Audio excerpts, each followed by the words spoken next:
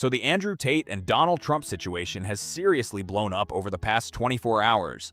Protests are now reportedly happening outside the prison where the Tate brothers are being held, and their lawyer is out there turning up the pressure. He's making direct appeals to Donald Trump, claiming that if the judge doesn't work with them, rule in their favor, and release the brothers soon, he's prepared to go straight to Trump and push for him to get involved. That's a wild move, and considering Trump's history of stepping into controversial situations involving controversial figures, the possibility is already getting people talking, and somehow this whole story just keeps getting messier. So I want to break down what's happening, what Donald Trump's involvement could actually look like, and exactly what this attorney is saying about potentially bringing Trump into the situation. But before we get deep into all that drama, we need the full picture of how things even reached this point in the first place. So, back in July, Andrew and Tristan Tate were arrested in Florida by U.S. Marshals while facing a long list of extremely serious allegations. These weren't charges brought by prosecutors in the United States. Instead, they came from authorities in the United Kingdom. Influencer Andrew Tate and his brother were arrested in Miami after British authorities issued 38 new charges against them, including allegations of rape and sex trafficking. These are incredibly serious accusations, and it's important to remember that allegations are not the same thing as a conviction.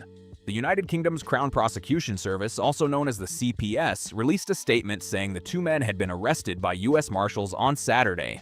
Again, this happened back in July. The CPS said it was, quote, seeking extradition for the two brothers, aiming to bring them to Britain to face a total of 59 charges. The CPS also said that Andrew was being charged with 7 further counts involving extremely serious alleged conduct.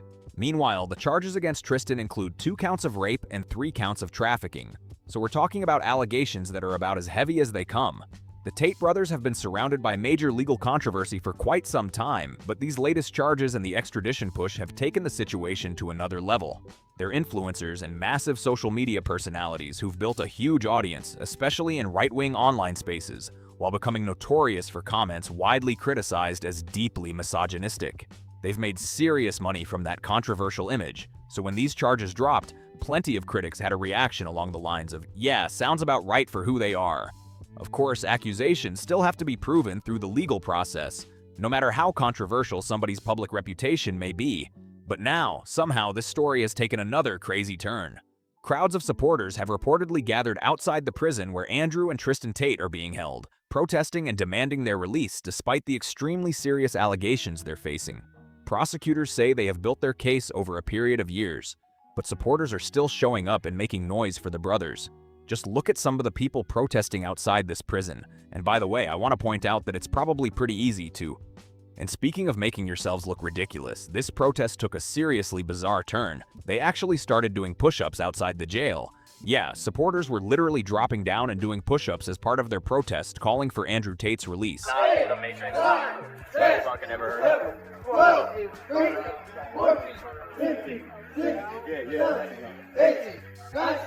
And while they're doing all this, they're chanting, "Free Top G." Top G, of course, is Andrew Tate's nickname. Just look at this scene. Whatever message they thought those push-ups were sending, the whole spectacle quickly became a pretty wild sight. And you know things are getting awkward when even some right-wing manosphere streamers who previously supported Andrew Tate are looking at this protest and calling it embarrassing. Take Sneeko, for example, a highly controversial streamer who has been connected to that same online world. He went on a heated rant claiming the whole red pill movement is basically over after noticing that only around 30 people apparently showed up to the Free Tate protest. That's a pretty brutal assessment, coming from someone who once moved in those same circles. For a movement that makes a lot of noise online, Sneeko clearly wasn't impressed by how many people actually showed up in person. Should have known that like this event was gonna draw so many fucking like cloud chasers. Bro, yeah. Nigga, 30 people showed up. Well, protest. I told you the niggas is done, bro. I told you the red pill is dead. You know how much pushback I got for that? When I said the red pill is dead, they all started crying. This is proof. This protest here, and why I wanted to do the stream, is to show you this is the finale. The grand closing of this red pill cringe era. The red pill cringe era is over as well. Sneeko even mocked the people doing push-ups, saying, "I'm 40, I'm 45, divorced, doing push-ups for Tate." Yeah, the whole scene is pretty embarrassing, especially when people from that same online space are roasting it themselves. But now we get to the attorney who's bringing Donald Trump's name into this situation outside the prison. Andrew and Tristan Tate's lawyer, Joseph McBride, has also represented defendants charged in connection with January 6th. That gives you some extra context about the kind of high-profile, politically charged cases he's been involved with. Nonetheless, McBride launched into a heated tirade, saying he would go to Donald Trump if the judge doesn't release the Tate brothers. And that's not even where this story ends. McBride has also made separate comments directed toward Trump that we're going to look at in just a moment. The truth of the innocents and the reasons why they should be released will be so overwhelming, will be so compelling, that if the decision goes the other way, we're all going to have to ask questions about what's going on here. And if we lose, and if this judge says, look, despite the compelling arguments, despite what you presented in front of me today, I'm still going to rule against you, then we will go straight to President Trump's office. We will go straight to Marco Rubio, because Andrew and Tristan Tate or any other American citizen cannot get extradited without the Secretary of State's signature. And we will say to him, I understand we have a long and lasting relationship with the United Kingdom, but don't forget that that relationship started when we took their tea and threw it into the damn water. Don't forget that that relationship started when we launched a revolution against that stupid king and his stupid wig and that godforsaken country. The rhetoric here is getting intense, and this attorney clearly isn't being shy about publicly applying pressure. So this guy's rhetoric is clearly getting extreme. And as he's saying there, he might take this straight to Donald Trump and Marco Rubio. What's especially interesting is that there appears to already be a political network he could try to lean on. McBride previously represented defendants charged in connection with January 6th, and the Tates themselves have reportedly developed relationships within Trump's political orbit.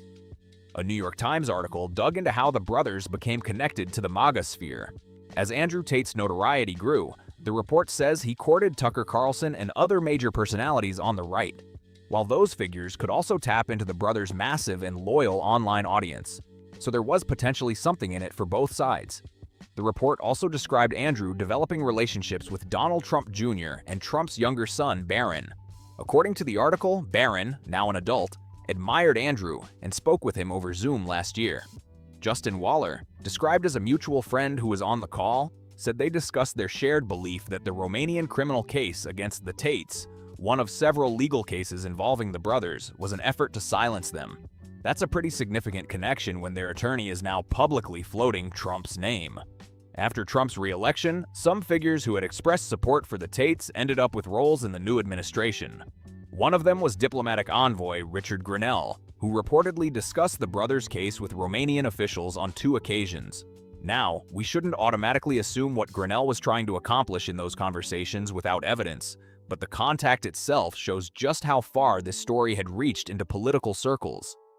And this lines up with an argument the Tate brothers' lawyer has been making about the Trump administration. His basic pitch is that the brothers were deeply connected to the MAGA sphere and influential right-wing online spaces, and that Trump should support them because, according to McBride, Andrew Tate helped Trump politically. That's not me putting words in his mouth. McBride laid out that argument in interviews with Vanity Fair. Joseph McBride, a longtime lawyer for the brothers, said that any hypothetical intervention from Trump would, quote, still take away from the fact that we could say that we were right all along. Still, he insisted that such backing would be warranted.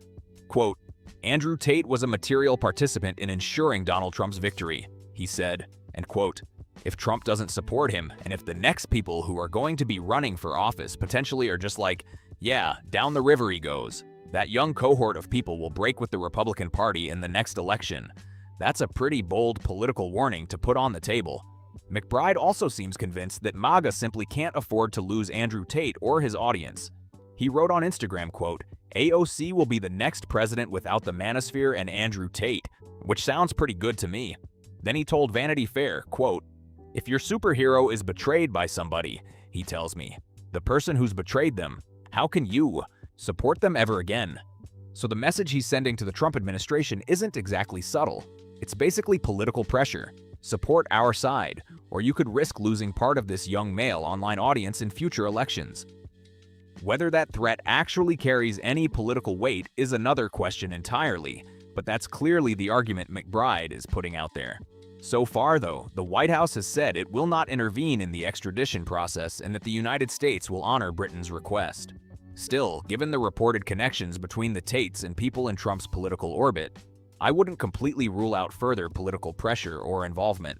Whether Trump ultimately does anything, and what his motivations might be if he does, remains speculation at this point. Who knows what happens next?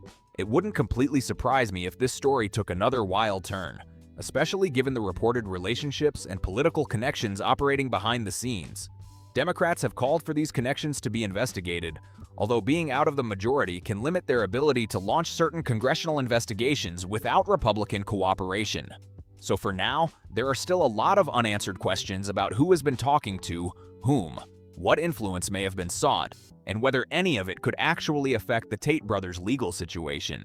And that's really the big point here. There are a lot of strange questions still hanging over this entire story. So look, I'll leave the video there. Thank you so much for watching. Make sure to subscribe down below, drop a like on the video, and leave a comment telling me what you think about this story and everything we just discussed. Have an amazing rest of your day, and we'll talk soon.